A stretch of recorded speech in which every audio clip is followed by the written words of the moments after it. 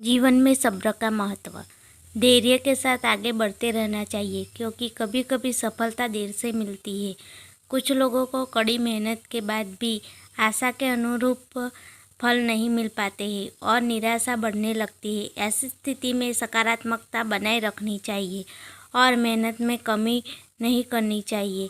इस संबंध से जुड़ा गौतम बुद्ध में एक प्रसंग प्रचलित है जिसमें सुखी जीवन और सफलता पाने के सूत्र छिपे हैं। अगर इन सूत्रों को जीवन में उतार लिया जाए तो हम कई परेशानियों से बच सकते हैं और अपने लक्ष्य तक पहुंच सकते हैं। यहाँ जानिए वह प्रसंग जिसमें बताया गया है कि हम कैसे सफल हो सकते हैं। प्रचलित प्रसंग के अनुसार एक बार अपने शिष्यों के साथ किसी गांव में उपदेश देने जा रहे थे। गांव में पहुंचने से पहले रास्ते में उन लोगों को जगह जगह बहुत सारे गड्ढे खुदे हुए दिखाई दिए। महात्मा बुद्ध का एक शिष्य उन गड्ढों को देखकर सोचने लगा कि इनका रहस्य क्या है। उसने अपने गुरु बुद्ध से पूछा कि तथागत कृपया मुझे इन गड्ढों का रहस्य बताइए।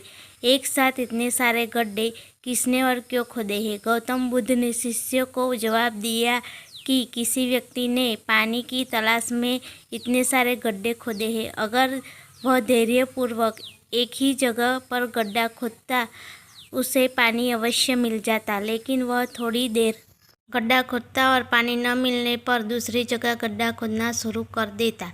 इसी कारण उसे कहीं भी पानी नहीं मिला।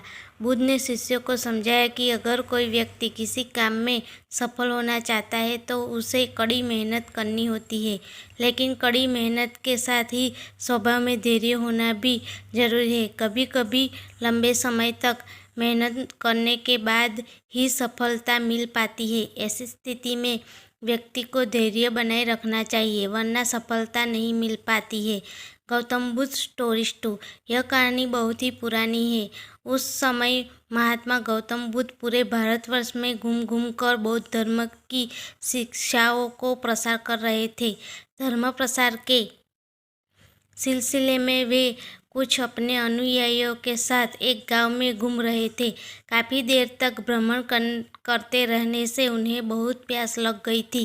प्यास बढ़ता देख उन्होंने एक शिष्य को पास के गांव से पानी लाने के लिए कहा। शिष्य जब गांव में पहुंचा तो उसने देखा कि वहाँ एक छोटी सी नदी बह रही है जिसमें काफ़ी लोग अपने वस्त्र साफ कर रहे थे और कई अपने गायों को नहला रहे थे। इस कारण नदी का पानी काफ़ी गंदा हो गया था। शिष्य को नदी के पानी का ये हाल देख लगा कि गुरुजी के लिए यह गंदा पानी ले जाना उचित नहीं होगा। इस तरह बिना पानी के ही वापस आ गया, लेकिन इधर गुरुजी का तो प्यास से गला सूख रहा था, इसलिए उन्होंने पानी लाने के लिए दूसरे शिष्य को भेजा। इस बार यह शिष्य उनके लिए मटके में पानी भरकर लाया। यह देख महात्मा बुद्ध थोड़ा आश्चर्यचकित हुए। उन्होंने शिष्य से पूछा, गांव में बहने वाली नदी का पानी तो गंदा था, फिर ये पानी कहाँ से लाए?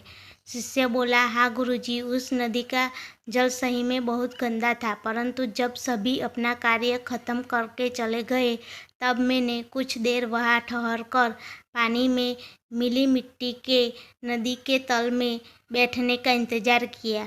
जब मिट्टी नीचे बैठ गई तो पानी साफ हो गया, वही पानी लाया हूँ। महात्मा बुद्ध शिष्य का यह उत्तर सुनकर बहुत खुश हुए तथा अन्य शिष्य को एक शिक्षा दी कि हमारा जीवन भी नदी के जल जैसा ही है। जीवन में अच्छे कर्म करते रहने से यश हमेशा बना रहता है, परंतु अनेकों बार जीवन में ऐसी भी क्षण आते हैं जब हमारा जीवन दुख और समस्याओं से घिर जाता है। ऐसी अवस्था में जीवन समान यह पानी भी गंदा लगने लगता है। मित्रों, इसलिए हमें जीवन में दुख और बुराइयों को देखकर अपना साहस नहीं खोना चाहिए और धैर्य रखना चाहिए। गंदगी समान ये समस्या स्वयं ही धीरे धीरे खत्म हो जाती है।